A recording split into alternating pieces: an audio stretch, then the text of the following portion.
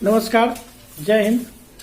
अभी कुछ ही दिन पहले एक रिपोर्ट आई थी कि मध्य प्रदेश सरकार ने इंदौर और भोपाल में कमिश्नरेट प्रणाली को लागू किया है।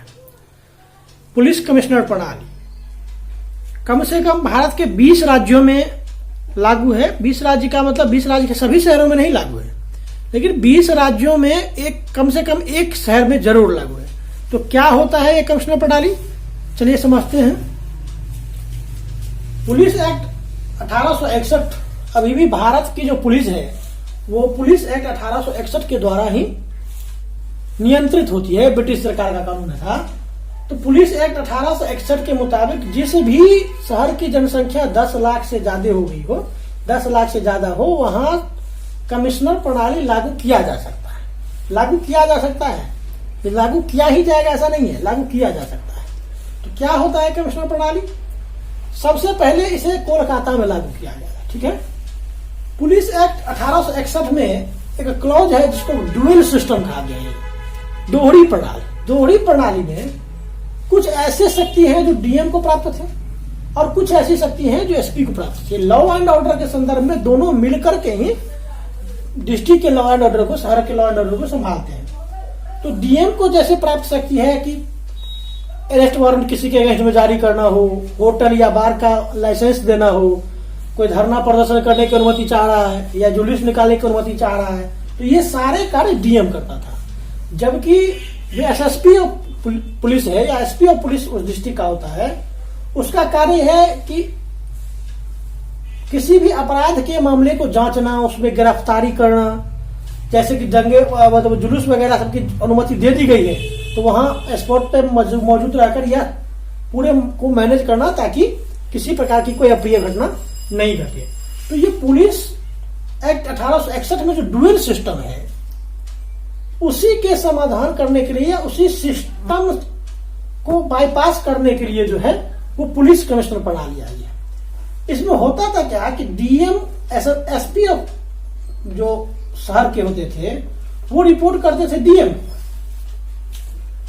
यानी पुलिस एक्ट 1861 के तहत लॉ एंड ऑर्डर संबंधित मामला है यदि है तो लॉ एंड ऑर्डर बना करके रखने का आदेश डीएम एसएसपी को या एसपी को दे सकते थे और एसपी को रिपोर्ट करना होता था डीएम को। लेकिन कमिश्नर प्रणाली जहां लागू हो जाती है वहां डीएम की जो ये शक्तियां हैं, पुलिस एक्ट 1861 के तहत प्राप्त शक्तियां हैं डीएम को, वो सारी की सारी शक्ति कमिश्नर को मिल जाती है।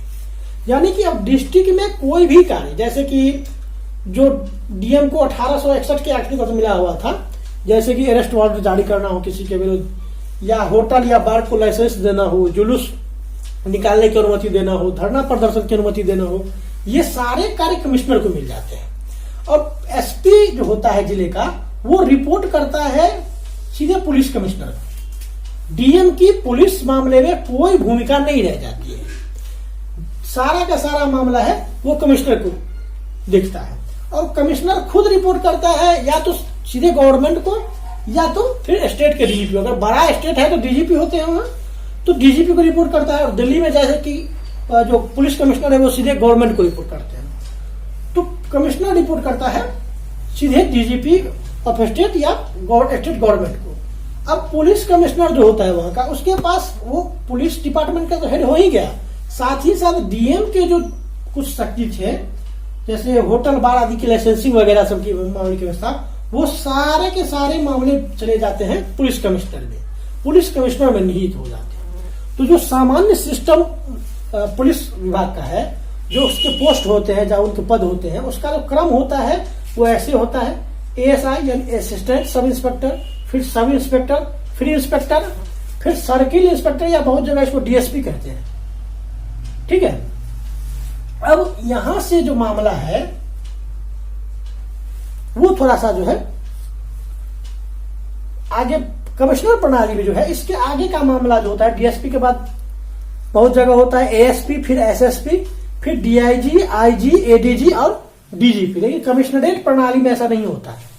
कमिश्नरेट प्रणाली में जो है वो डीएसपी के ऊपर का जो रैंक होता है वो डीसीपी का होता है, यानी डिप्टी कमिश्नर ऑफ पुलिस।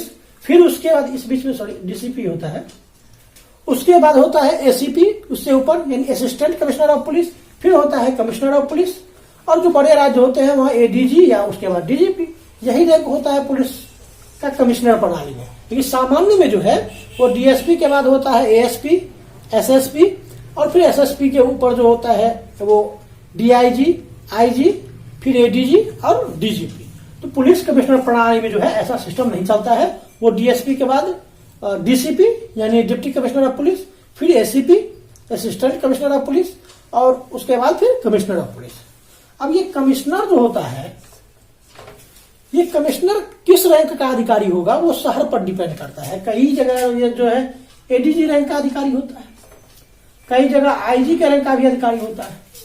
तो ये स्टेट गवर्नमेंट पर डिपेंड है कि कमिश्नर किस रैंक के अधिकारी को बनाना है, वो स्टेट गवर्नमेंट डिसाइड करती है। दूसरा चीज कि कमिश्नर सिस्टम लागू करना है या नहीं करना है, ये भी स्टेट गवर्नमेंट ही डिसाइड करती है। जैसे बिहार है, बिहार में कमिश्नरेट सिस्टम कहीं भी लागू नहीं है। अभी तक मध्य प्रदेश में भी लागू नहीं था कहीं। अभी इंदौर और भोपाल में लागू करने का निर्णय लिया है स्टेट गवर्नमेंट ने। और स्टेट गवर्नमेंट क्यों निर्णय लेती है इसका मेन रीजन ये है कि 7th शेड्यूल में जो शक्ति का बंटवारा हुआ है उसमें पुलिस जो सब्जेक्ट है वो स्टेट के अंदर, स्टेट लिस्ट में है। तो स्टेट गवर्नमेंट ही डिसाइड करती है कि कमिश्नर सिस्टम लागू करना है या नहीं करना है। अब इसका समझते हैं कि इसका फायदा क्या है कमिश्नर सिस्टम का। सामान्य पुलिसिंग भी तो सही ढंग से कई जगह कार्य करती है, तो फिर कमिश्नर सिस्टम क्यों लागू किया जाता है? इसके 2 रीजन है। पहला रीजन क्या है कि लॉ एंड ऑर्डर मेंटेन करने में जो है सो एक एसएसपी का बहुत जगह क्या होता है कि डीएम और एसपी यूपीएससी की परीक्षा पास करके ही आते हैं, और एसपी कुछ कम मार्क के कारण बन जाते हैं लोग एसपी, और कुछ जिसको ज्यादा मार्क आता है वो डीएम बन जाते हैं। अब यहाँ ईगो हर्ट होने का मामला आ जाता है। पुलिस लॉबी बड़ा नाराज रहा करती है कि हम डीएम को क्यों रिपोर्ट करें। तो एक तो वो ईगो हर्ट करने का, ईगो सेटिस्फाइड करने का भी यह तरीका अच्छा तरीका है। और उससे भी बड़ा मामला है ब्लेम गेम का। यानी कि मान लीजिए लॉ एंड ऑर्डर सिचुएशन कहीं दंगा हो गया, अब दंगे को नियंत्रित करने का मान लीजिए कि बल प्रयोग करना है, उस पर कितना बल प्रयोग करना है, गोली चलाना है, ये सारे अधिकार होते हैं डीएम के पास कि डीएम चाहे तो आदेश दे। अब डीएम मान लीजिए आदेश दिया और गोली एसपी ने, पुलिस डिपार्टमेंट ने गोली चलाया, अब यहाँ एक ब्लेम गेम का खेल खेला जाएगा। डीएम बाद में हो सकता है कि गोली लगने से कई लोग मारे जाए, तो डीएम ये कह सकते हैं कि हमारे आदेश के बिना गोली चला दिया गया, और जो एसपी होंगे वो कहेंगे कि नहीं, डीएम साहब के आदेश मिलने के बाद हमने गोली चलाया। या फिर ये जब प्रश्न उठे कि पुलिस ने बल प्रयोग क्यों नहीं किया, तो एसएसपी साहब कहेंगे कि नहीं, हमको तो डीएम साहब का आदेश नहीं था बल प्रयोग करने का। डीएम साहब कहेंगे कि हमने तो आदेश दे दिया था। अब एसपी साहब कह सकते हैं कि हमको देरी से आदेश मिला। तो ये ब्लेम गेम का जो पॉलिटिक्स है या ब्लेम गेम का जो रणनीति है उसको खत्म किया जा सकता है। इससे लॉ एंड ऑर्डर का जो सिचुएशन है वो अच्छा होगा, अच्छा सुधरेगा। ठीक है, तो ये जो है पूरे कमिश्नरेट प्रणाली को समझाने का हमने बहुत ही आसान भाषा में प्रयास किया है। आशा करते हैं कि आपको कमिश्नरेट प्रणाली क्या है ये समझ में आ गया होगा। और अगर कमिश्नरेट प्रणाली समझ में आ गई हो तो हमारे वीडियो को लाइक करें, शेयर करें और चैनल को सब्सक्राइब करना ना भूलें।